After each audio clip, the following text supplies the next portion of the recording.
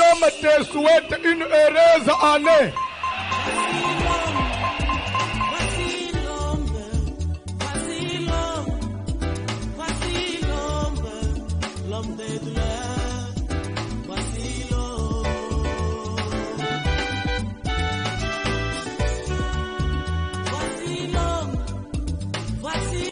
Bonsoir tout le monde. Que Dieu vous bénisse. Tozoleka na parole de Dieu. Tanga Bible. Premier livre des rois. Chapitre 2. Ma maman musuba siba fanda. Ulingi yesute. Pour fanda. Premier livre des rois. Chapitre 2e.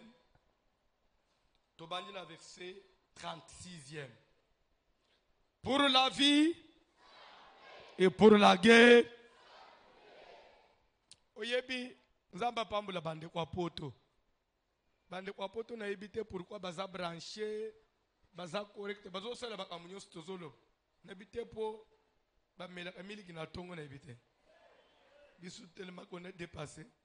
Mutu nyonso na poto mikolo so benga kana téléphone. Ezaka na yambi allo papa pour la vie. Ngape na zongi so ampe. Ndeto bangili solo. Mais binois. Zao papa shalom. Et pourtant la vraie salutation en la Bible. Vous les saluerez de ma part et vous direz pour la vie. Au moment où lobby est le one na mutinyo so ataye na nda unayo. C'est pour la ataye bité pour la vie. Ce qu'attend répondre te. C'est que ça déjà des feux au bois qu'il y est. Parce que retour n'a pas ça. Ataye à l'obité. Nasi a monté mozongisi pour la guerre. Sois troublé. Continue unanga souye na intention mabe. Sois. Souye na intention malamu. Reçois la paix. Amen. Zamba pambulayo. Tanga Bible papa. Premier livre des rois, chapitre 2, à partir du verset 36, nous lisons au nom de Jésus-Christ. Le roi fit appeler Shimei et lui dit: Mokonzi abengi Shimei pe alobina ye. Bâtis-toi une maison à Jérusalem. Yako tonga ndaku awa na Jérusalem. Tu y demeureras. Ofanda ozalawana. Et tu n'en sortiras point pour aller de côté ou d'autre. Pe okoki kobima na Jérusalem te. A partir ya lelo ndenga na biswa. Ozotonga nda ofangi na Jérusalem. Okobima na Jérusalem atana buto atana moy. O nakomi atana Samarie. O nakomi na Jope. O nakomi o soki wap komeka te. Juro komeka. Oye. O nazaki na Betania wa. Sache bien que tu mourras le jour où tu sortiras et passera le torrent de Cédron.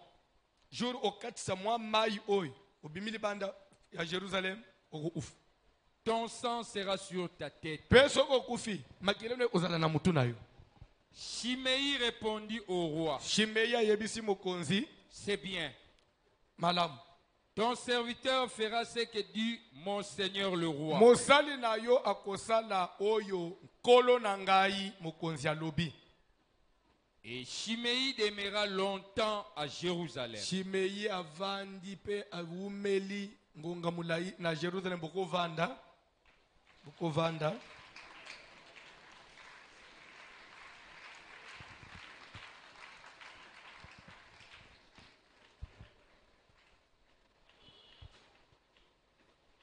Avancer. Au bout de 3 ans, na simana mibu misato, il arriva que 2 serviteurs de Shimei s'enfuirent chez Akish, fils de Maaka, roi de Gath. Eye kosalema ke ba serviteur mibale batu mibale ya musala ya Shimei bakimi na mbongo bakimi ye na lari ya musala bakei na epa mukonzi ya Gath. Gath eza wapi? Qui connaît? Pardon? Gath, c'est quel pays? C'est où? S'il vous plaît.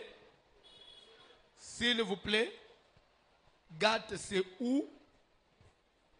Pardon? Chez les Philistins. Mboka yaba Philistins. Amen. Et Zaki Mounene. Et quand on parle des Philistins, Philistins est nation mon côté. Mboka yaba Philistins est composé de 5 nations. De 5 nations. Et il y a 5 rois, 5 capitales. Il y avait nation qui a comme capitale Ascalon. Il y a une nation qui a comme capitale Gath. Wanande Mboka Yaba Goliath. On dit qu'il était de Gath. Il y avait une nation avec comme capitale Gaza. Vous comprenez, hein? Ainsi de suite. C'était des nations avec des rois. Mais d'une manière générale, on dit le pays des Philistins. Vous devez connaître ça. Amen. Amen. Ba travailleur mi balé ya Shimei bakimina mbongo wa musala bakeko batama na mboka ba Philistin na oyeza ya Gath. na Gath oya ba Goliath.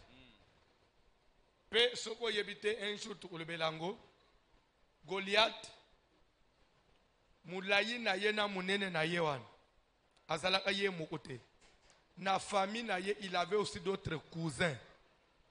Baza ipe ba mbinga lokola ye on dirait que rasa na ndenga ya famille na ba mais yende ale Isaki parce que lui mesurait 3 mètres de longueur 3 mètres biso nyonso ndenga toza église mobimbao ata bo chenga tem nde église mobimbao moto atenya 2 mètres azate oui baka ezaka 160 175 180 182 ndenga toza biso nyonso moto aleki 2 mètres azate. Mais ce monsieur là mesuré 3 mètres. C'est comme on dit biso fois 2. Bakamati yo mususu bacheli kolo. Donc na porto ya côté te. Faut s'incliner vous. Amen. Siko mupende na ye moko. Eze munene ya mutu. Munene ti yo bwende mupende ya Goliath. Donc mubimba tolo no wan. Nde munene na mupende na yemo. Siko munene ya lisapi na ye moko eza munene ya loboko na yo nde munene ya lisapi. Donc asako on dirait monstre. C'est comme ça qu'il faisait peur à tout le monde. Azo banks. So kalinga beta yo azo tombolo ka bo tombolelo olo. Abambi na se obuka ni pesi. Yango mona David. David yazwele ye lance pierre. Aboye bilo ya usimba na nazote. Na ndega ya nzoto kana distance ta foko de la stratégie mutia alikiona makasi na musika uzo atali bango bambi ezu yo kimi azo yo kimi ole na beti abeti ubeti ndene abeti atkala zolele na beti esuli pe uganye. Amen. Na beti le bino li solote. Et c'est ce qu'il a 4e, 5e primaire. Tout ça, on a frère, on a classe, on a une senda. Azakambinga, munena vimba, mwindu, asalangabu. Tellement que, bon, peut-être tant vous avez une mauvaise image de moi, de nature comme ça, moi je ne parle pas. Ngana apampambate, kolando ezalakawati. Ce qui n'a kichana mitunaka. C'est quoi?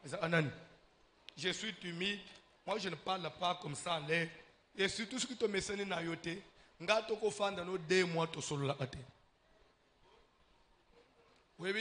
dis, c'est un problème pour moi. Parce que même ma femme en souffrait.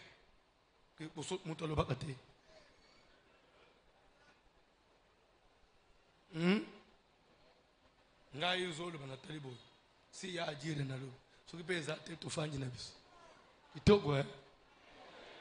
maintenant, frère Wana, à monnaie la kangai, tellement que je ne parlais pas, j'étais timide.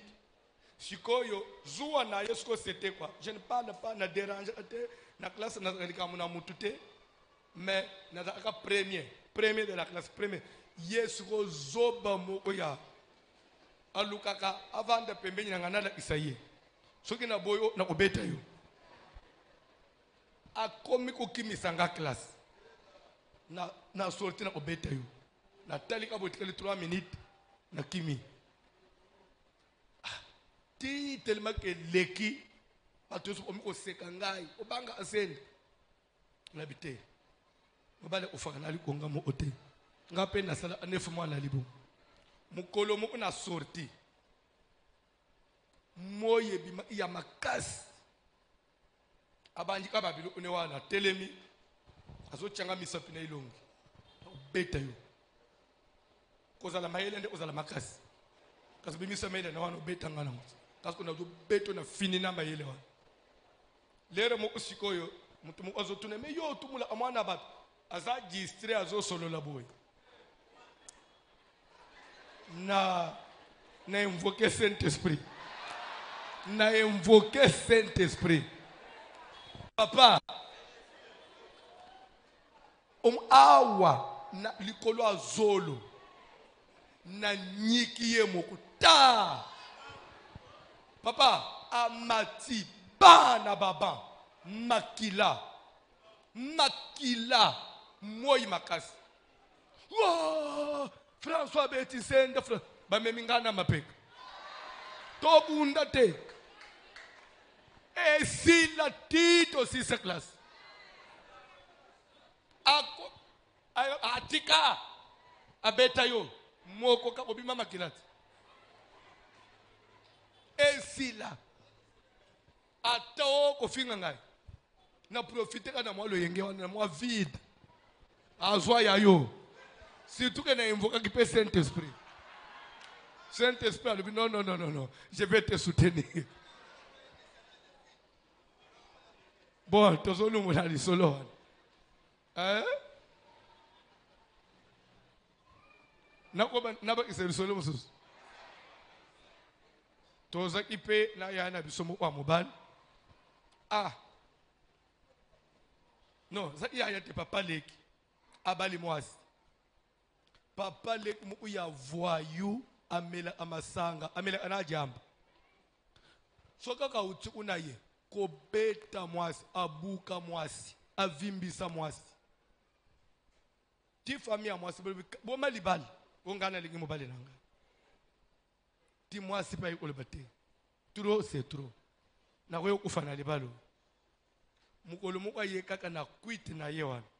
Alal. Nzo ande mwasa kende kosomba singa ya kekele. Der alal mwasa zui makolo nemi bala kangisi. Alingi singa kangi makasi. Azui mabo na kangisi na sima kangi singa. Atiki alali bo. Ti quit sili leta la mukaboye ya okangam. Mwasa zui skonzeta fufu. Télématobun. Oh, tirabage, albite. Moi, ça, c'est mes états. Bande au bétail. Abeta, maman, kobeta. Kobe na elongi na mukongo zobe na libumu. Muto leli. Na kofuka melayo. Na ko alobi yo beta nga lelo. Nga na bomayo.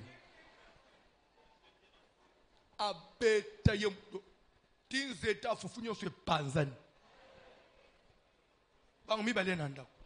Après akangi ba valise na ye, atika bongo akepa na ba. Na poko batu be ndako batu bazato otaboy. Papa le ya ovimba ya kokanga basi. Nini mwasi abetinga. Biso nyonso olekisi. Bafunguliwana na papa ne biso ba yo olekisi mwana ba. Ti après ce que 2 mois. Oh non, mwasi nanga ya kaka. Akia senga mwasi famille mwasi beba oko bete susu alobi na lapi mwasi pa lobi okay jour oko beta nga kaka omeli nde jour penga pe na obomayo mbalele kina bete kina nzeta fufu mbala mi bale na ozosko nzeta liboka na bomi yo pe na kelibel alapa ti banuna muto simba muninga zate mi bali de fofo osala bango ndengwa.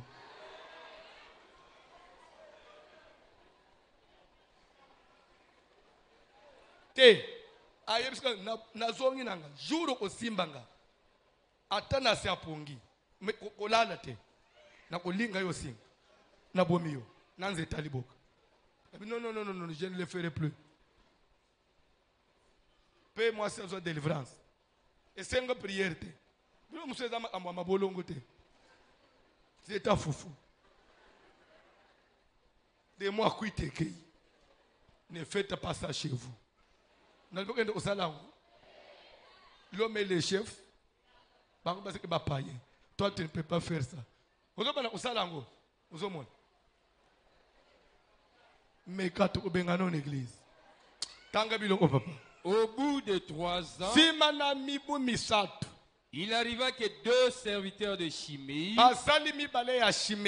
s'enfuirent chez Akish.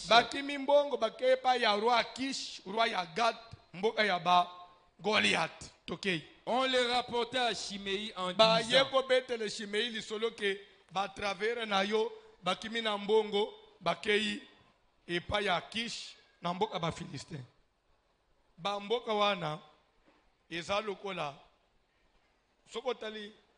cartographie à Israël na mboka ba Philistins c'est très compliqué. C'est très compliqué.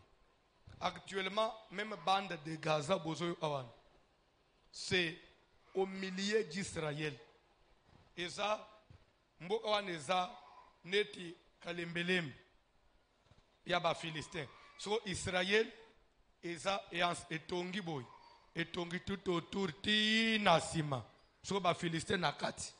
Après ndambu na bango mususu na libanda. Mais eza nakati. So bitumbo yo akawan. Ba réclame asko partout eza nakati ya nini wa. Mais et pourtant eza nakati siko nakati Israël la sans circulango. C'est impossible. Mais ça m'a belé na ba ya bango. Mais d'après ce que la Bible n'a promesse sans ambassade Israël, alors que ma belé n'y a son effet de Israël. So Israël lui s'appuie sur la Bible, il dit Nzambo akela likolo nda pesa biso. Ce que communauté internationale te ezaya binote ezaya bango depuis origine. C'est le peuple OK, ezaya bango na ndenga bunzoto, mais na ndenga muto akela mabele ezaya biso po Bible lobike ezaya biso. Ndebi tumbanyo so yoka kawa. En réalité, ce que c'est un. Pardon? Si photo là dans la logique, Israël n'a pas droit. La logique, il y a beaucoup. Israël n'a pas droit. Parce qu'il y a Koutabam. Babiman Égypte va Koutabam. Pardon? Parce que lui s'appuie sur la promesse. C'est pour te dire que nous devons nous appuyer sur la promesse. Amen. Si Dieu dit que c'est à toi, c'est à toi. Amen. Même si ce n'était pas à toi, c'est à toi. Bien.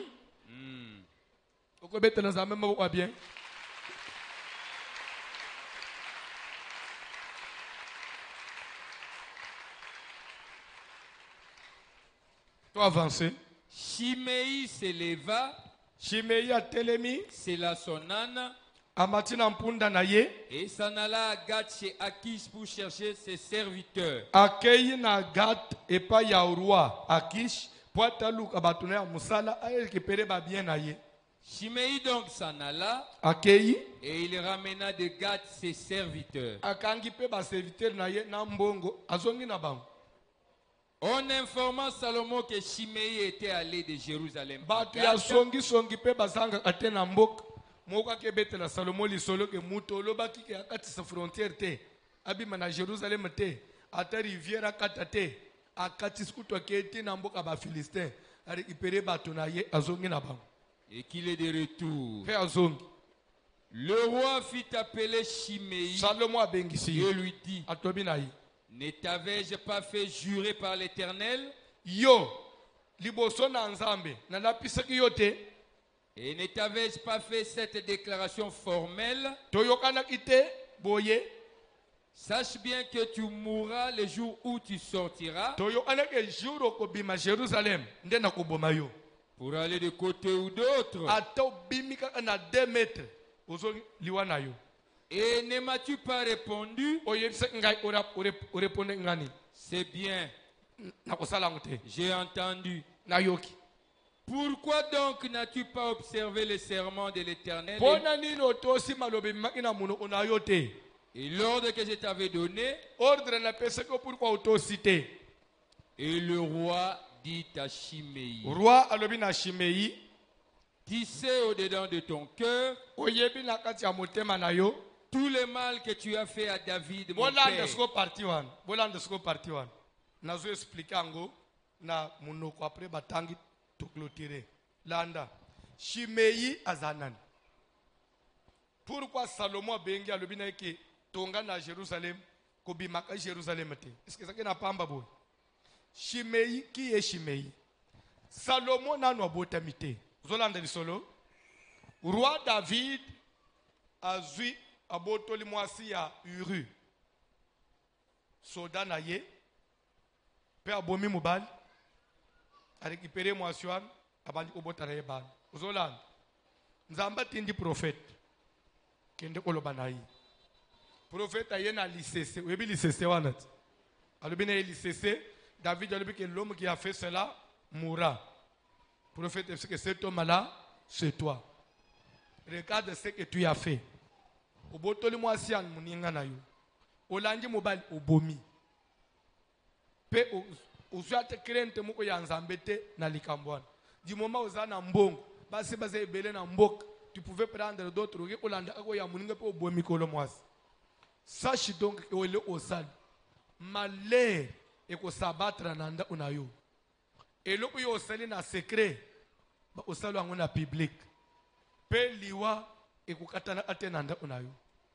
Prophète abimi akei, mwasi wana zeki na zemi, aboti mwana sale nini?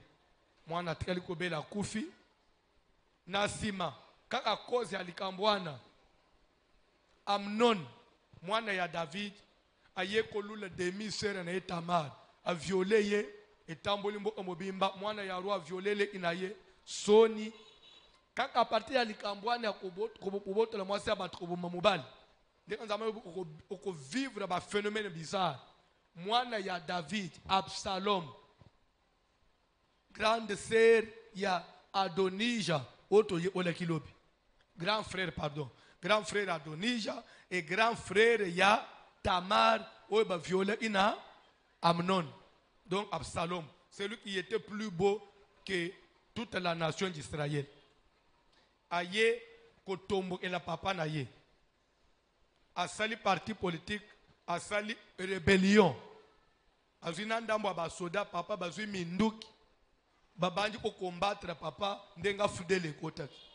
Qui est à la tête le fils de David ndazo kambe rébellion aye ko bengana papa na pouvoir.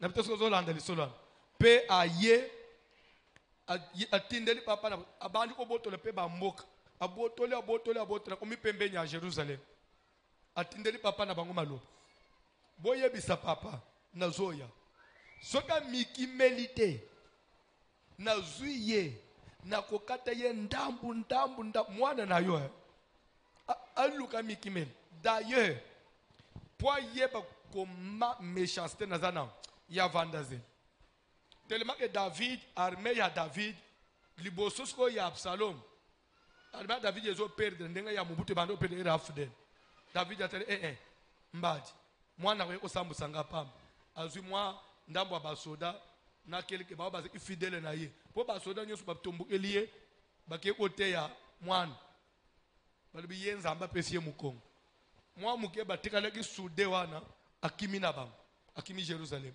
ake exile na zamba akimi mwana na ye na nzele scolaire zokima pona ukende zamba nde akutani na Shimei bazotanga Shimei avanje pa na ye David bazoleka na makadama boy lupango wa Shimei eza ineti mwa ngomba neti banzela muso anase banda ulikolo lupango wa Shimei eza mwa likolo Shimei abanji olola ye mutu amasumu omonene nzamba pesio mukongoti olia ata mutu mususu tombokela yo ton propre fils nde olelo akomi kubungisa yo pe akimisi yo penza seke nzamba tiki yo ozaya kosambwa suka atawana te abwa eli David soyi azina zelo abwa kilikolo ekweyeli David na nzoto mais David wana zaurwa azapena basoda ya David bagarde na ye basiliki babi roi toboite ata mwana no atombokeli yo, ata nzambe ango apesi yo mokongo,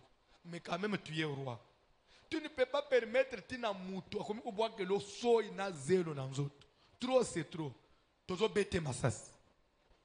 David alobi bo bete masasi te, bo kanga yete, bo zongisa pe eloko te, tika bwaka na ye kaka zelo. Awa na minute oyo naza coupable pa na nzambe na sena salima be, parce que soki nzambe apesa anga mokongo te, mwana na nga okotombokela nga te. Si awa nazobunda na mwana te.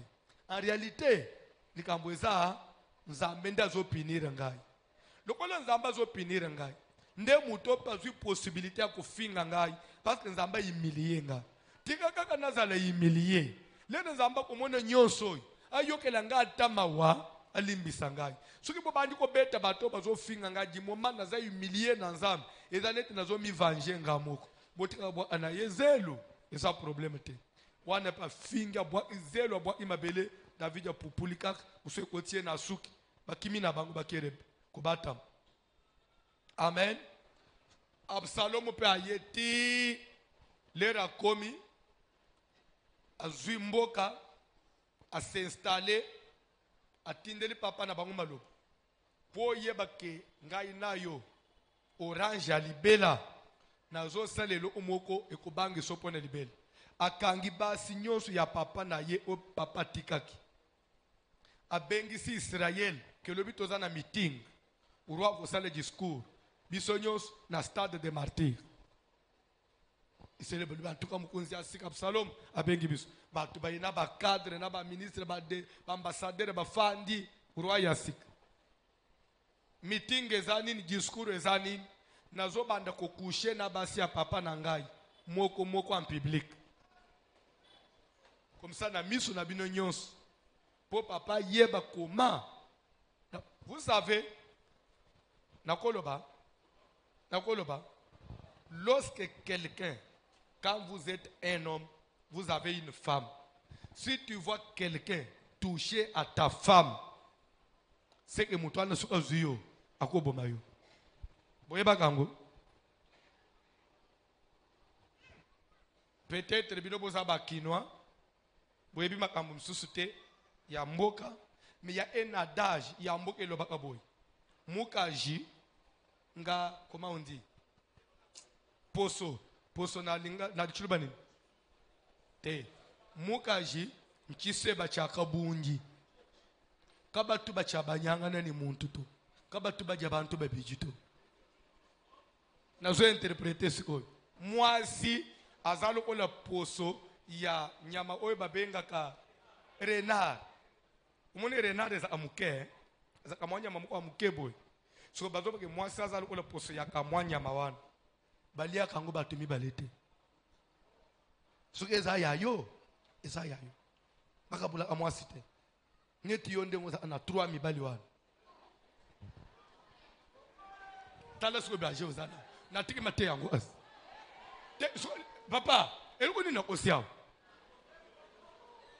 de eloko ni nakosiao c'est va na combien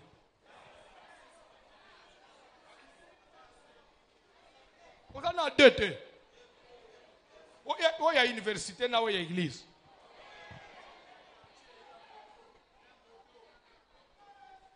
na mutu na oya kala obosongali ko benga na ne mikolo na oya mikolo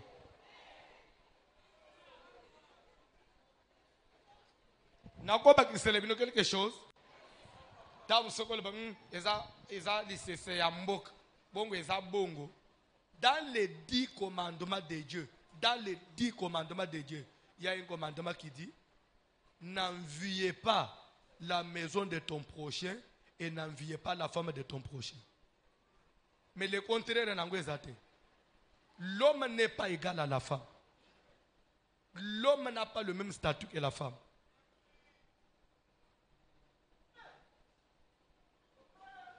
Hein? Il y a débat. Yo omube umubim kolula ndaku ya muninga te pe kolula mwasi ya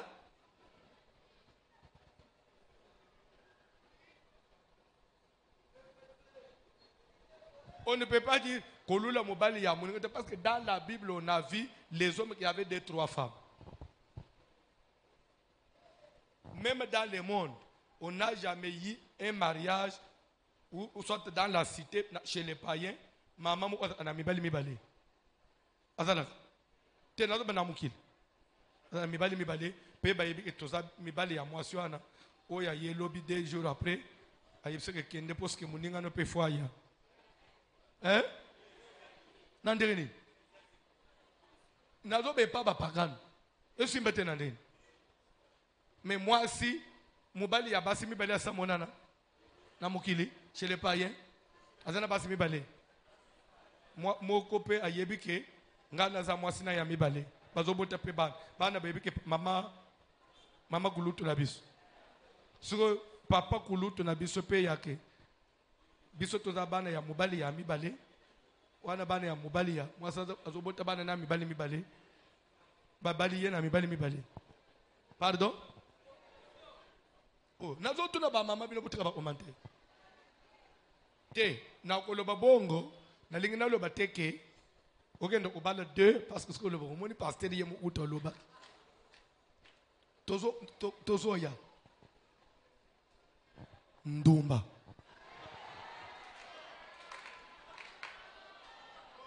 Nakatato na ko.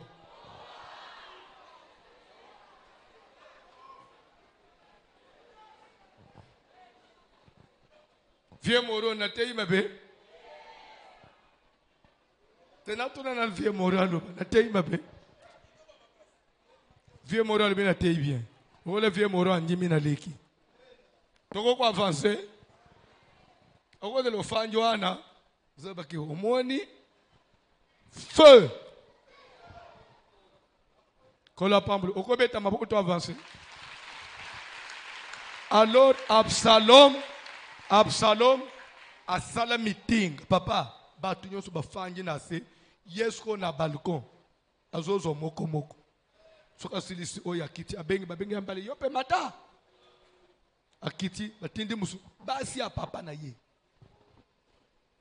Eza na Bible no. Lera silisi. Soka tindi papa malo.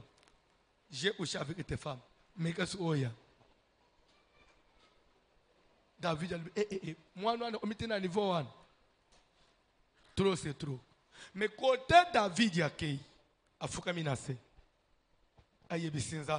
J'ai péché. C'est vrai, j'ai mal agi. J'ai pris la femme de quelqu'un. J'ai même tué son mari. Mais tu es un Dieu miséricordieux. Là, la colère, riche en bonté. Tu as dit tu ne rejettes pas toujours celui qui revient vers toi. Tu as dit déchirez vos cœurs et non vos vêtements. Tu as dit si vous revenez à moi, je reviendrai à vous. Dis-moi si vous revenez de tout votre cœur. Je reviens de tout mon cœur. Je m'humilie. Je demande pardon. Allah nase na zamba à quotidien. À quotidien. Alléli. Nzambe na lo natala lobi. Amikitisi. Asenge pardon. Na limbisi yo. Lokola na limbisi yo. Mwana wana. Akoka ipe kokomati na niveau wana te. Azo na basi atata na ye. Kaka na arme ya mwana wana. Bana arme ya Absalom. Pasoda na balimuka na topo. Te. Yo po exagérer. Urwa na niveau wana te. Ukushe na basi ya papa na yo. Antuka yo za urwa te. Soko fanja tobo mayo. Absalom mbangu. Baby si David zonga ya ozo bukunzi nayo. David zonga ya rekipere bukunzi nayo. Nzambo ya Bible. Ti Absalom wana baya ubomaye na basoda David. Pia kufa. Ça c'est la suite. Babomaye akenda. L'homme le plus beau là. Na suki na yinyo so na papa kena. Heureusement, fala kende. Parce que ce cas ati lelo na suki wana. Mais wana vrai kabelo. Et peut-être que lingi bande oteka mana $2,000. Betele so mabo auto avance. Yoka sko na zo na komisko na place babande kotanga.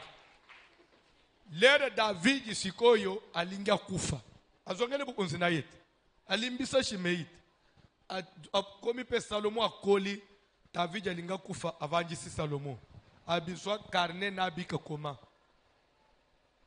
ezana batoy basalanga mabe mais na condition nazalelaki na mabe nasalelaki nzambe je ne pouvais pas les venger. Mais dis-moi, ces gens-là m'avaient causé du tort. Ils ne peuvent pas rester impunis. Mais sauf qu'il y a une chose. Na lobaka liloba, na Shimei, les rebois et la zèle. Basoda nga balinga ba boma ina bibo simba yete pe na jire liboso ensemble. Yo, je ne te tuerai pas par l'épée. Mais l'Éternel lui-même va te venger. Alors comme j'avais déjà prononcé comme ça, je ne pouvais pas revenir sur mes paroles et tuer Shimei. Parce que j'avais déjà dit devant Dieu que je ne peux pas les tuer par l'épée. Mais toi, tu es un homme sage. Regarde ce que tu dois faire. Ne laisse pas ce monsieur-là impuni. Kotika ye akufa na kimiate. Ye il faut akufa liwa moko ya passe. En français, on dit, il doit descendre dans le séjour des morts. Ces cheveux blancs-là doivent descendre ensanglantés dans le séjour des morts. Donc il faut qu'on fasse une mort cruelle, atroce. Il faut torturer avant de mourir. Ayeba azana na bomoy, torturer ayeba qu'on ne séjour pas na David. Salomon peut atikali, ok. Mais papa avait déjà dit aux Hollandais, parce qu'il y a des enseignements dedans. Il y a quelque chose que je vais souligner là. Bolanda bien. C'est une prédication. Bolanda bien. Salomon lera so otali ba tunyo David atikela Salomon lista boma. Ba Joab bani. Salomon boma bangu directement. Ne peut-être que Bolanda. Mais les combien pas Shimei. Salomon n'a pas tué Shimei directement. Demandez-moi pourquoi. Compte tenu la parole, papa ça prononce, je ne te tuerai pas par l'épée.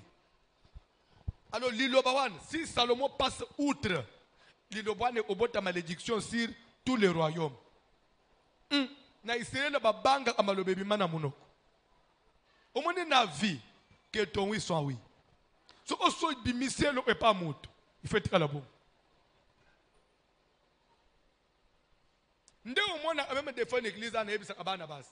Soko lingi mutu te kolie mbongo nete. Hein? Nalunga wana. Bonga na senga kiye. Ye mo ka pesa na lie. Soka pesa na rendez-vous na kimi. Mi betela nani mabo. Ndengo kimak. Ozoyo. Azobete mabo ndenge. Kolia mbongo ya n'importe qui te. Po yebi ndenga zoela mbongo nete. Ne va pas dire oui à quelqu'un que tu ne connais pas. Des mecs et balukelayou. Accepte ta souffrance. Bikandengo zobik. Nzambe yemu undayi. Mais quand tu dis à quelqu'un que oui, je t'aime, c'est que tu l'aimes, tu dois l'aimer parce que tu lui as dit je t'aime.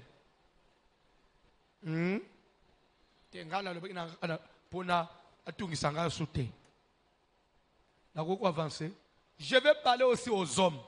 Quand tu promets à une fille, tu dois respecter.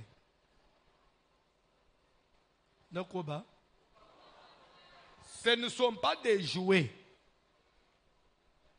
Ezali banzungu na kati ya restaurante ndenga na mona anaba malewa. Weba restaurant malewa. Soki mutu akoti papa mu aketi na cuisine azofungula banzu. O nini? Fumbo. Afinyiki. O nini? Nyama zamba. Afinyiki. O nini? Mbisi yako. Bosubo mona yango. Ngana zolo bangu pona kota malewa. Na yebi yango. Tamusi yozo sala semblant. Nazo bomba tepe na sonyite. Na kota malewa. Malewa mingi na bande kokota kala. Ezeki na kote mo na zandu kote babenga le château. moni le château tu vas changer roi place bon na bande ubeta ina mere mo kwana tu bande benge mere loboko toza na 94 94 toza ba fiancé na mama pasteur yuru mo ay otalanga na bitoke o mona place na me pa mere loboko to bande développer na me pa mere loboko to mere loboko bande utumbele sumbisi mo ya maya munene boy na pondu na fufu moto ya semul ba 13h 14h na jusqu'au vitalomo kwa munene ya pio makasi mama tika blankets na pilipili mere loboko ne biteso akenda wapi mere wana combien de boules malheureusement nale mingi te na sisa lipa ngana sisa lipa mu utaka nga journée na oui pe pistolet na lia kamoko na lia de boules à fouté donc naza na retard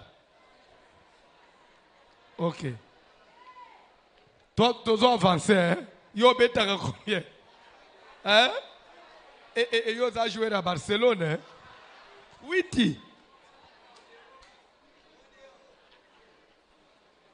oye pe oye na église pe oye pe attention dit après oye na église oye oui pour oye na église mais faut bimas faut bima o me mama et que wapika na libumo non là c'est un péché betele Yesu maboko alors na malewa ufongoli après bochelanga fumbo na wana non. Vous savez, beaucoup de jeunes garçons profitent de son statut de célibataire. Parce qu'il est célibataire, il a une maison. Et comme toutes les filles de Kinshasa maintenant courent derrière un célibataire, c'est comme ça qu'ils peuvent se jouer des filles d'autrui, même 30. Après, tu viens t'asseoir là à l'église. Et puis, on dirait que tu as fait des gens. Quand les yaba na basuan, vous peut-être vous avez un dossier na ofid. Peu au yebi au balayete. Tu l'embrouilles, des fois aux zones fungo le double PCA, aya au sokolanda. Oya sokolinda, lobby musunda torsiona, lobby musunda sokola abassane, au salut horaire, médecin de garde, tour des salles. Nakata tona koba tala plasa za bibili kwangwa zwaka wapi na lola kolo pambula bino soko zala usala ngo après prière je t'attends la repentance na chelo maboko baza ebele yo yebindeke oyebi ngondeke c'est aux victimes ya guerre de l'est hein victime de la guerre de l'Est. La parole est un engagement en Israël. Même si c'est papa qui avait dit, moi na bang. Maintenant, il dit à l'enfant, il faut venger Moutouane. Mais Keba, j'avais dit que je ne te tuerai pas par l'épée.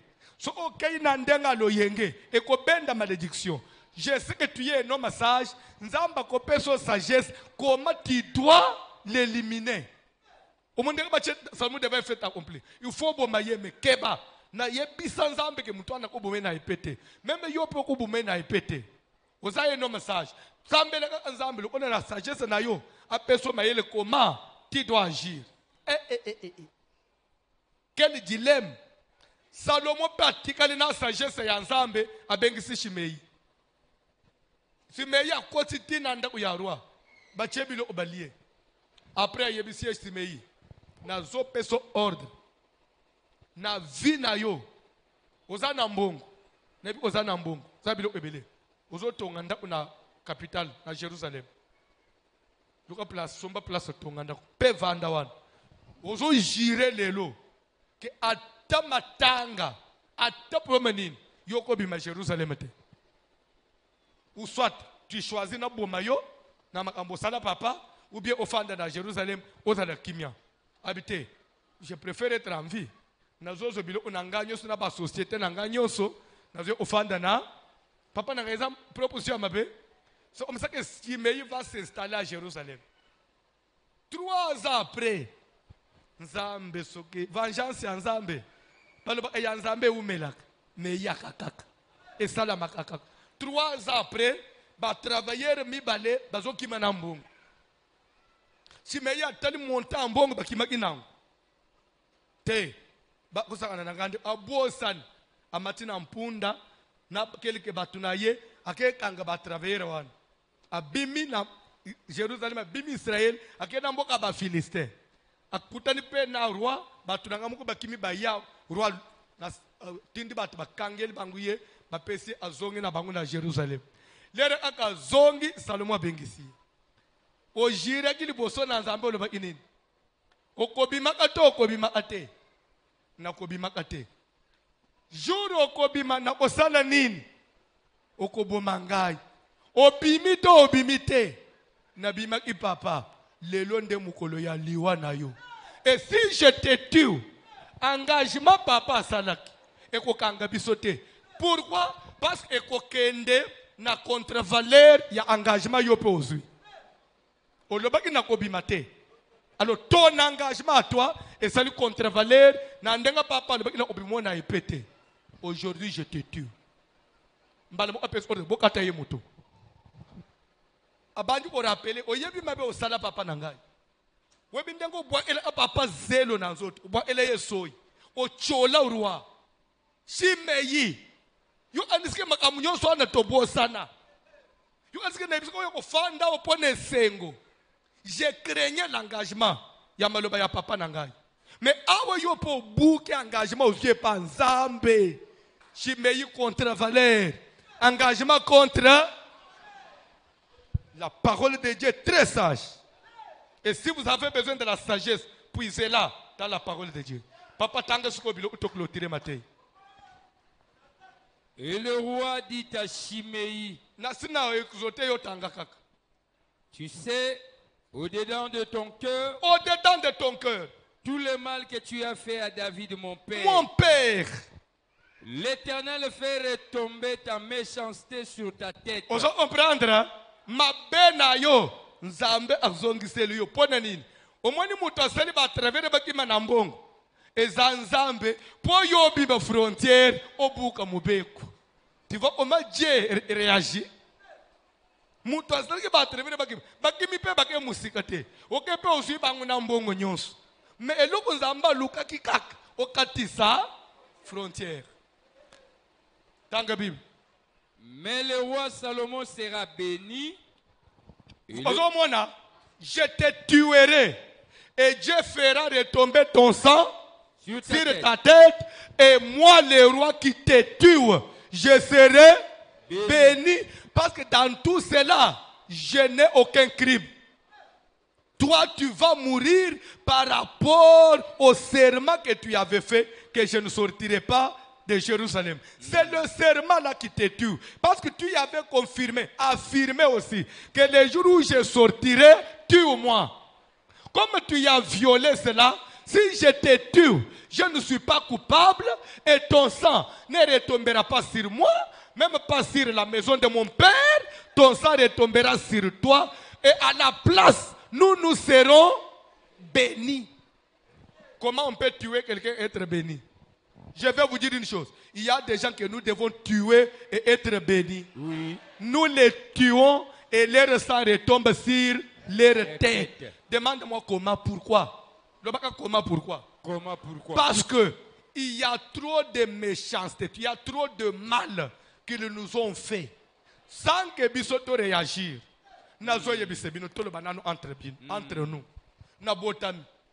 To kola mwana nyoso botam. Abotamak. Mama leki nangamu kwa telemika François ya koko resire na vite. Mama leki nasalioni. Obunji nangai vi nangai mobimba. Na make a boy o babies. Na make a little boy o babies. lelo nazobelela justice na Nzambe. Oui. Ngai na koleka mukili vina nga mobimba ya échec à cause na yote. Lokola yo ye ko troubler vina ngai. Soki lelo na beleli justice na Nzambe, troubler ya na vina yo. Je ne suis pas coupable parce que tu as répandu le sang de la guerre pendant la paix. Muto bangi soteke ndenge tozolo moto tumba mupange tambula ke makile ko kweli kolona biso jamais makila ya bango ko kweli likolo na bango parce que biso tozo saka tozolo bete oye nyonso yebili kambu na vi na ngai lobanga na sala ye problème mais soki ke ngai na sala yo problème te oye kaka ke ngai na kobalaka te na zala célibataire à vie na sali yo nini nzamba tindi ngai na bala pena bota na fonde foyer.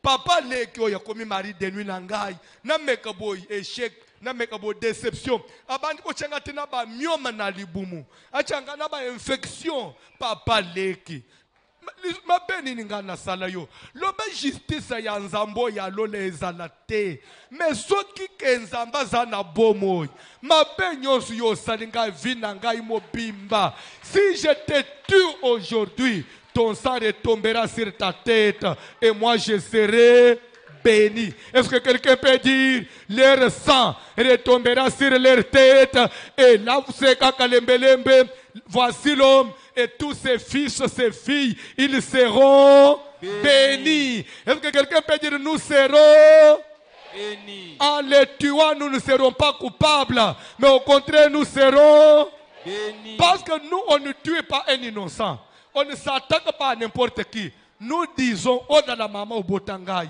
oh dans la papa au botangai, yo oh dans la papa nangaite, au botangai pone ukanga vinanga. Parce qu'il y a yo nani akanga. Papa au botingai, au fondé ya yo foyer. Et comme il a tout dans fondé foyer te, nazala mwasuno ya butu. Pe papa ya ndengwana natika, po suki na lobike mupanga na Nzambe telema, oh yo mwana na Nzambe oboma. Salomon zo salani. Na tuni bino Salomon zo salani. Na ordre batikali ye nanan. Na papa na. Le loba na tozo boma. Tozo boma. Est-ce que ça mutu mo prêt à boma? Oui. Oyebi pe ba tu fo boma. Lobi na zo fongola soko parti mususu. Lobi soko yete, c'est-à-dire que mutolo kakayo. Ta mususu. Asa somba na mulimu na yo tamu so deviso na mbongo leo futate ndo omakupapa so oyete kutu so oyete vangi sa famille kasala kinzonzi tunanga pona nini demain je vais ouvrir pourquoi nous nous attaquons plus que aux humains aux hommes. Il y a Maïna Makila. Et pourtant, il y a plusieurs classes de démons. Il y a les esprits des eaux, mais plus moutougnons. Mais il y a les esprits des animaux, des eaux, de la brousse. C'est le groupe des esprits des animaux. Mais il y a le revenant, il y a les esprits de l'air, il y a le diable lui-même. Mais pourquoi notre prière plus est focalisée que sur mutinyo so yebili ka munavina na ptesu bolanda même na baji bébé atato lo baka benga de miluma besala bo mesuka suka mutinyo on dit que plus na bato. Est-ce que nous avons tort? Est-ce que nous avons raison? Est-ce qu'on doit rectifier ou bien on doit continuer comme ça? Alors si on doit continuer comme ça, la raison c'est quoi? Si Dieu ne revient pas, s'il nous donne la grâce, lobby mercredi, tozo koba bongo, parce que déjà vendredi, l'héros est en couleur. Vendredi, l'héros est en couleur. Toza en pleine croisade. Alléluia. On a la veste na gravate. Comme à la fête des Juifs. Et thème na biso ezali, Jésus a compassion de toi. Yes, anama wananga. Même si toi tu n'as pas compassion de moi, Jésus a compassion. Yes, Christo ya lola wana papa. ana maonanga vendredi libumwe bande kusala nga pasi ndena nako ya kaka samedi vanji sa famille to la bango na rate pona nini kozolanda prière ya koboma ezalaka David azobeke batwana kobosa na bango te koti suki bakufi na kimia bande ku Mateyo eza mulayi woyebeke nanu na globally kore data na birante woyebeke nanu na te kore data na birante liwa batwana bakufa nani aboma bango Moïse et devant toute l'assemblée pe avant bakufa Moïse azo sala prière ya koti na jeune abinzambe nazo senge liwa oya bango ebele liwa normalité suki babeli bakufi na malade eza normal suki bakufi na se apongi eza normal suki pe bakufi bembe na bango bamemi basali matanga bakenango bakundi ye ekozala bien il faut bakufa liwa moko etika la sang pe azoba na français boy donc nzambe le Moïse asambela sengi ke bakufa liwa compliqué nzambe azo répondre Moïse à ta demande là. Écoute ce que je vais faire. Moïse, je vais faire une chose. Langue français, je vais faire une chose qui étourdira l'oreille de quiconque la prendra en Israël. Je vais faire, moi Dieu, parce que tu as demandé que ces gens-là meurent d'une manière un peu compliquée. Moïse, je vais faire une chose qui étourdira. Étourdir veut dire qui fera le bourdonnement d'oreille. C'est-à-dire que bazo beteli solo matoye bouché yo. Ba ibso kali kamoboy matoye omi bouché. Nini matoye pe bouché.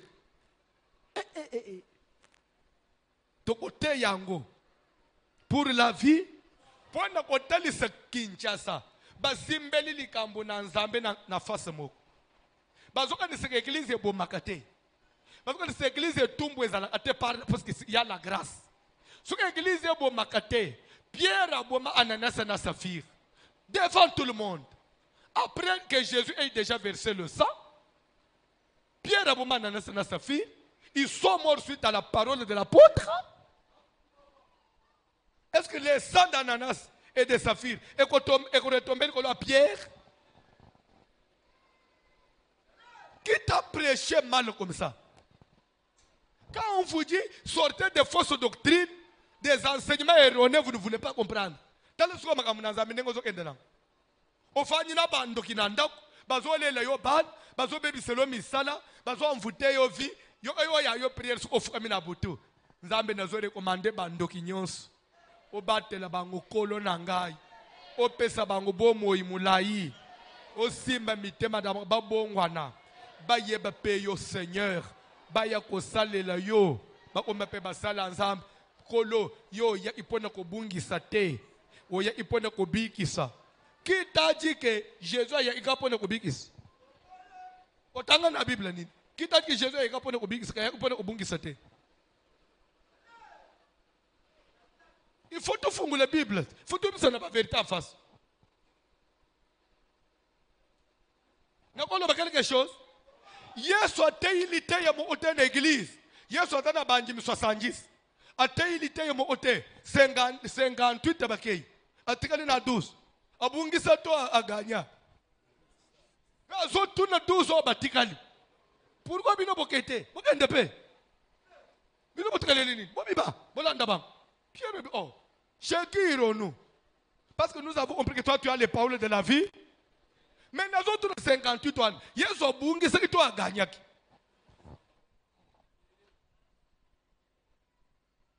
Judas Iscariote, Yesu bungi ce que toi as gagné. Yo kanisike yonde oko sauver mukili mobim.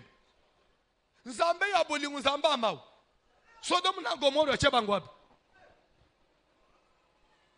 Nzambe ya bolingo nzamba motema malamu ya boboto. Na tango a deluge ya Noé. Batona bakenda wapi?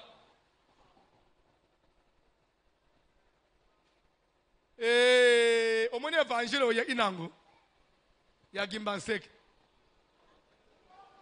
Aya fangi pe nango anisa azana foi normal. Priez pour ceux qui vous persécutent. Bénissez ceux qui vous maudissent. Priez pour vos ennemis. Qui vous persécute, pour qui on doit prier. Je te donne un exemple. Et c'est quel genre de persécution? Je vous ai dit, il y a la loi de l'esprit et la loi de la chair. Je peux être avec un chef au travail. Mais ce chef-là peut-être ne m'aime pas. Il me complique la tâche. Des fois, c'est une persécution. Mais, en réalité, ce n'est pas un magicien, mais il le fait peut-être seulement dans mon thème ya bumutu naturel. Nzambe. Mutuana. Akataka bambongo nangai. Ngai nazuke na usala musala nangai. Papa, simba motema na ye. Ayeba ke zambongo nangai. Yomo usokipenda li ambo na ye. Nakende ulebateke bomaye. Non. Mais mutu oyo azana mulimu mususu contraire na mulimu anzambe. C'est un ennemi pas de moi, mais il est d'abord ennemi de Dieu. Nous, comme maintenant l'armée de Dieu sur la terre, nous combattons pour la cause de Dieu. Ces gens-là, nous devons les exécuter. Biso tozo bomandoki, tozo bomanganga. Todo mamuto ko telo ndako anganga bwakele yo mbasu yo vimba lokolo après bakata yo lokolo tala omoni nanga tofanja soko tonga angaka kapamba defo la alunga kuna lo ni nangwa teya na ko sengelo liwate ensemble taliye moko alinga atadi sepele nangate bon il n'est pas obligé que tout le monde va sepele nanga mais soko tikiwana mama oke otela nganda ko anganga onga il faut na beta pasteur François te flèche moko comme ça, tu es les sous-soutés. On est l'ungwe physique.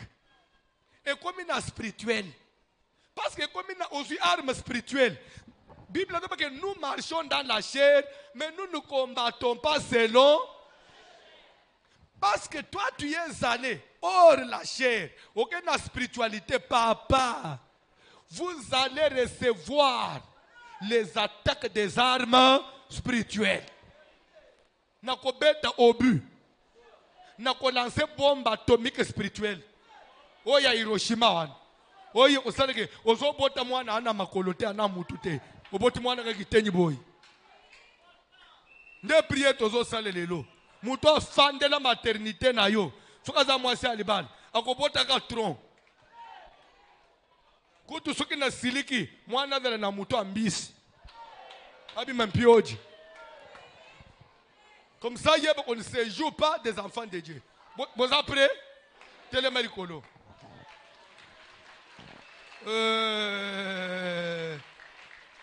C'est bien de quand même à l'église, il y a malonga bolingité. Franga mika kwa l'église a papa leki na bis. Et là on malonga on était besoin de enseignement à lukuta. Tout le feu, oh non est-ce que bana na nzambe batumba. Te bana na nzambe nde pio hein. Na zoe c'est bien quelque chose. Pour confusion na Israël et Sil na tango a Jezabel. Elia senga kanini? Mai to Elia senga imoto wana païen. Do aza mabe koleka muninga no ya quartier wa kritika amoto wana. Aleki na bunzambe. Elia loba makambo eko sila pamba te. Confusion eko zaleti wapi? Tantôt c'est Dieu. Tantôt c'est Baal, tantôt c'est Dieu. Finalement, peuple de Dieu, bakozalaka calme te. Papa, finalement kozalaka calme te. Lelo leli, lobi problème. Lelo boy, finalement ezani. Tolande le boy, qui est à la base, oh, grand-père Nabino. Mais grand-père wa saseli ya yevi. Aliki sukoli ne panayo. Eli a lobi confusion facile. Confusion na vie faut selenine. Toza bana na nzambe to bana ubikaka na confusion te. Makamuzamba zo la kabiso ya bien eko isamaka te. Mais soki balobi ke tozo mono obeli, 2 jours obeli. Mais ya bien wana nzamba linga pambulo, bango bake baselenine, ba bloquer. Yeli pambulo wana ozote. Finalement, loboko ye bloka kwa neko katana te. donc soki ekatani mbala moko yo obimi méchant na miso ya Nzambe okende lola te parce que olimbisi bato te. Na verset nini?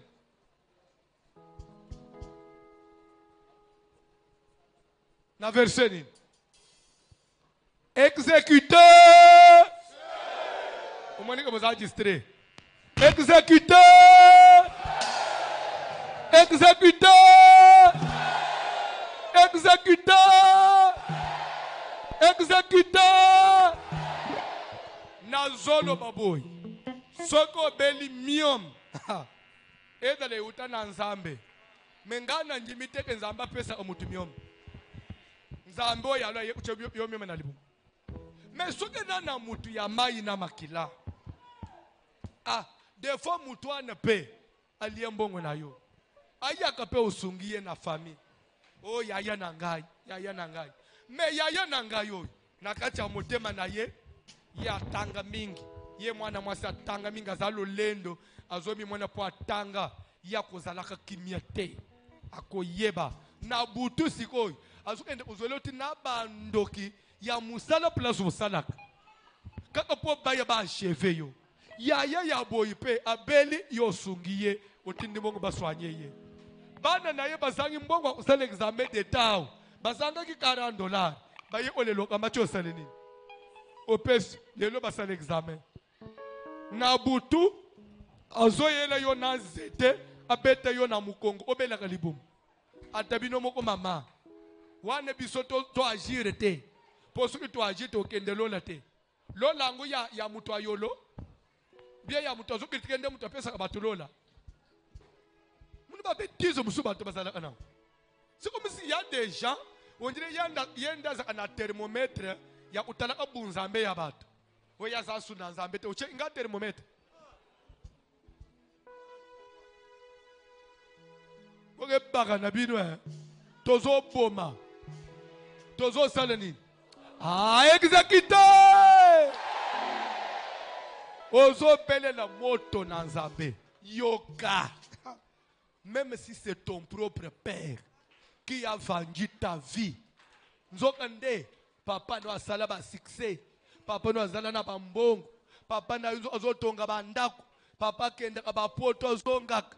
Nzokande succès oy à take up ses propres enfants pour que lui règne.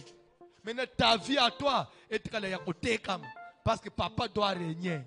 Yeso ya nanjimeli.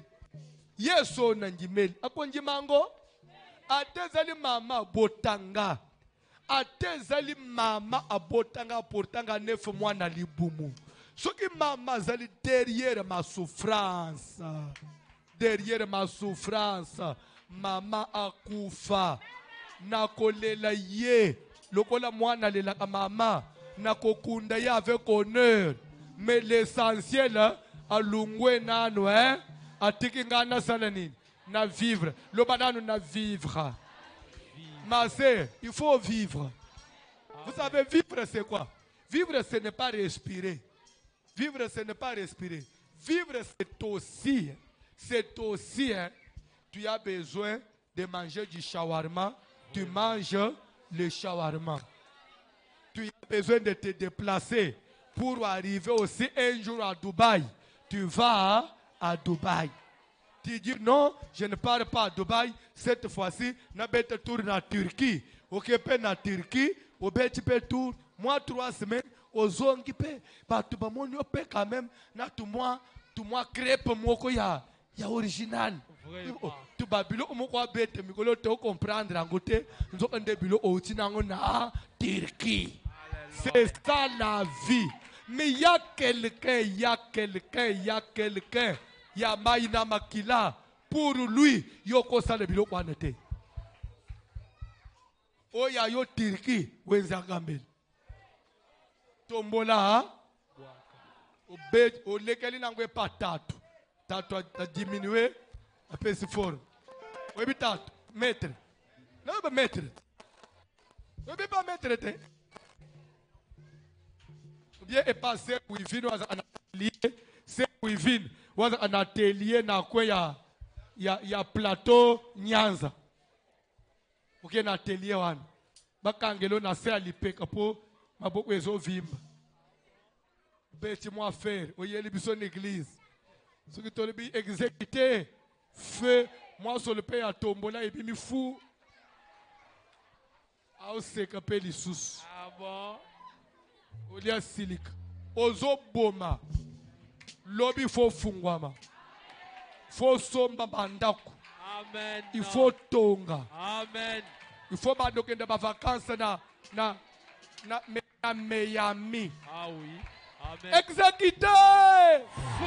Belela moto na nzambe nandela. Au nom de Jésus. Nazobele la moto na nzambe kita.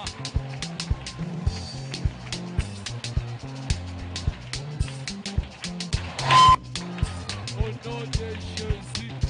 Nazobele la moto na nzambe. Nazobele la moto na nzambe. Moto na nzambe kita. Mutu nyonso. Oya telema na fina ngai. Oya vandela ngai. Moto. Moto epela. Moto na nzambe. Moto na nzambe landela. Oyo nyonso vandela fina ngai. Elazo sika. Elazo tuka. Sala prier.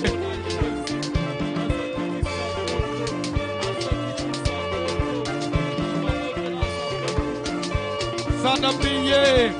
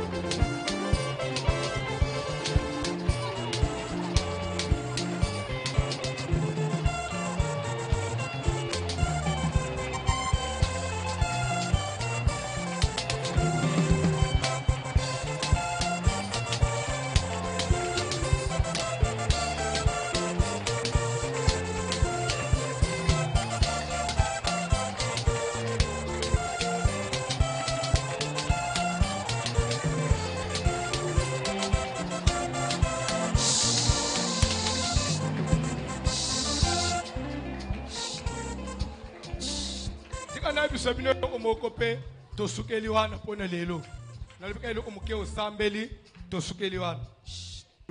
Dans la vie il faut réussir, dans la vie il faut avoir un nom, mais siko yo balingo réussir te balingi yo même atama malupango aye abeti yo mutu azate au nom de Jésus.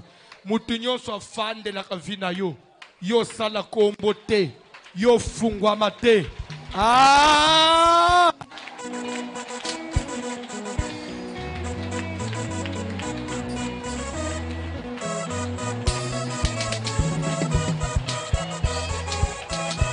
Dans la prière.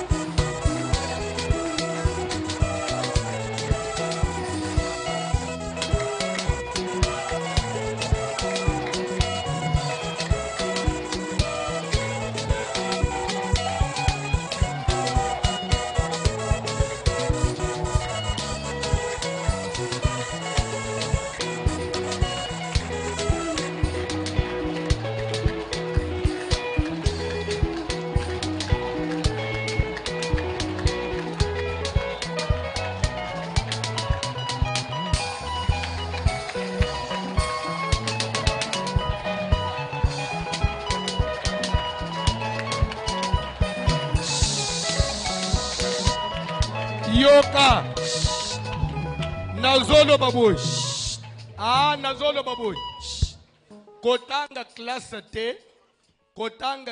T poza le muto omemela abato ba dossier kosala commerce T poza le yasumbiri kwango ebisumbiri kwango kosala église T poza le yasimanda ka titre ya pasteur mais église yasimanda kosala commerce yasumbiri kwanga te na te kaka madesu liboso andako 4 ans 8 ans. C'est quelle vie ça? Oza mwana voici l'homme. Sale loko po lobi elungulo na vie ozana. Okoma na vie mususu. Bande loko po lobi nganga. Bande loko po lobi sala kombo. Na funguli pharmacie na bon marché. Pharmacie batega anine. Ba seringue, ba gants, na ba prudence. Ndebilo etondane na ba tiroir. Kwa pharmacie. Ce qui baye ampicilline ezate. Clamoxyl ezate. Bon, tozolu kasikoyo bon bozana kisibo ya makila ezate. Webike mna ba kilia ba finga. Bino boteka kanini?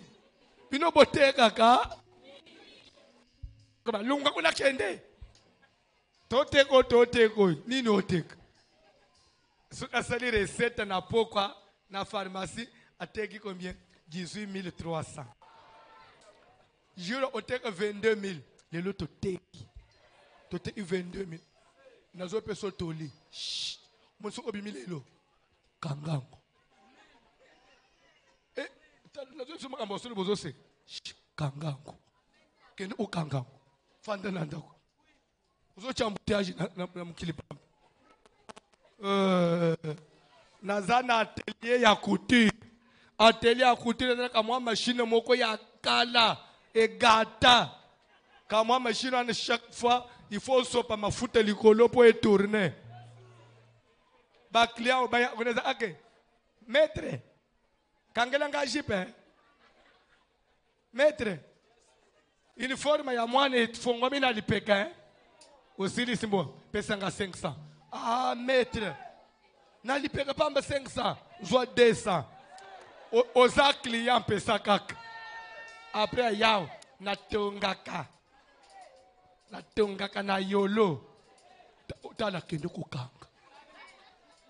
Kende kukanga. Ozo chambute achi na mukili.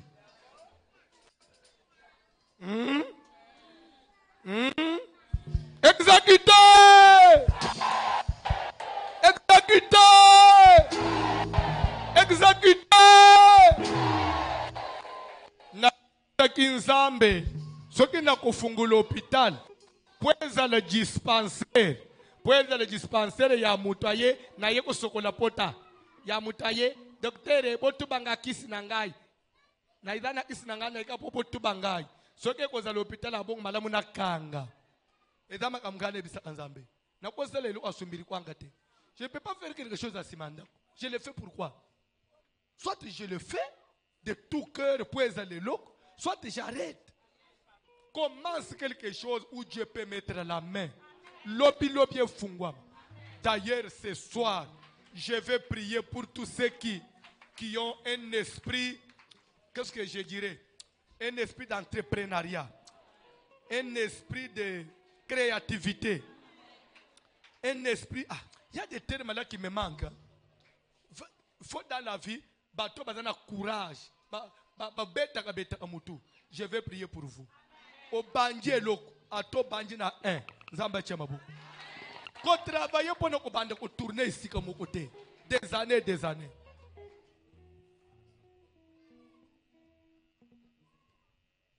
Ça là on s'entraîne. Moi je vais prier. Pourquoi échouer na vite? Peut-être vous avez un massal.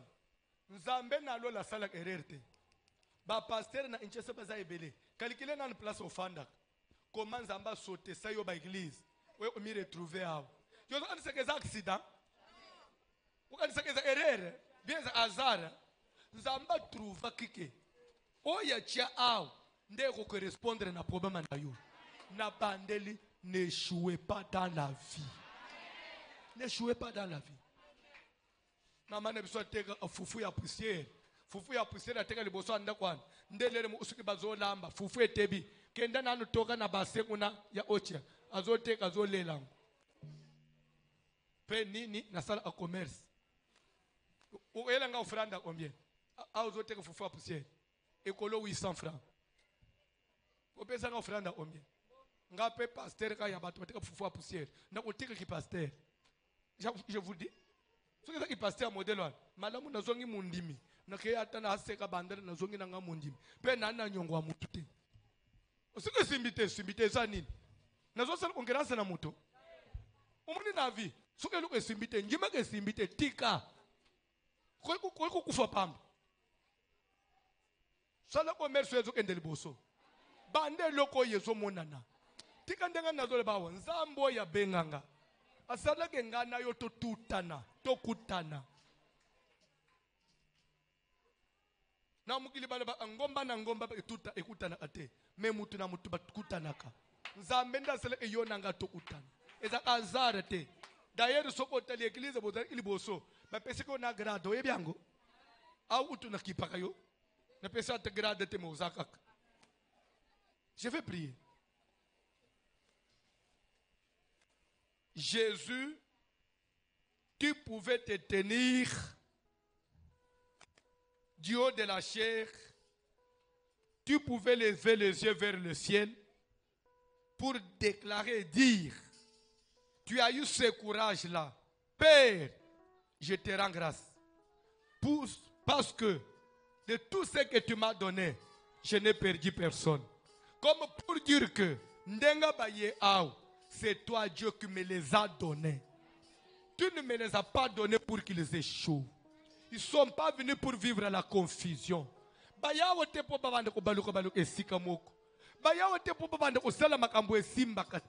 Car tu n'es pas le Dieu de l'échec. Toi-même, tu n'as jamais échoué. Tu as créé le monde par ta parole. Tu as dit une chose et la chose est arrivée. Aujourd'hui, je parle au nom de la parole.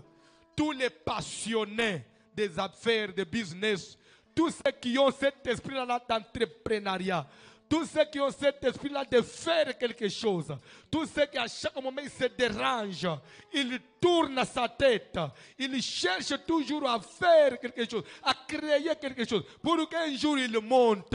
Je les recommande entre tes mains.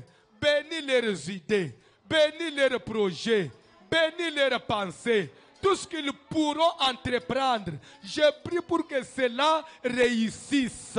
Je le déclare dans le nom puissant de Jésus. Cet esprit-là qu'on t'avait lancé, cet esprit-là qui t'avait possédé, pour que tout ce que toi tu fais ne puisse pas avancer. Tu travailles, mais tu tournes en rond. Tu travailles, mais c'est comme si tu ne fais rien. Voilà 2021. D'ici là, ça va toucher à sa fin, mais tu n'as fait aucun progrès. Tout ce que tu as fait, tu te rends compte que tu as travaillé en vain. Au ciel, il y a un Dieu, le Dieu qui donne la réussite. Il est capable de prendre un indigent et de le faire asseoir avec des grands. Il est capable de sortir de la poussière et de donner de la valeur. Que ce Dieu-là te donne un nom dans ce que tu fais. Que le Dieu de voici l'homme te donne un nom, qu'il te donne une stabilité, qu'il te fonde une maison, que l'Éternel, le Dieu que je sers, te fonde une maison.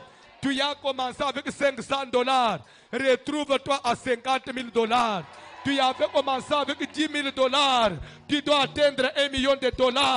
Que la pluie de la bénédiction, que la pluie de la réussite, que l'onction de l'avancement, que l'onction de la réussite, l'onction de la grandeur descende sur vous maintenant.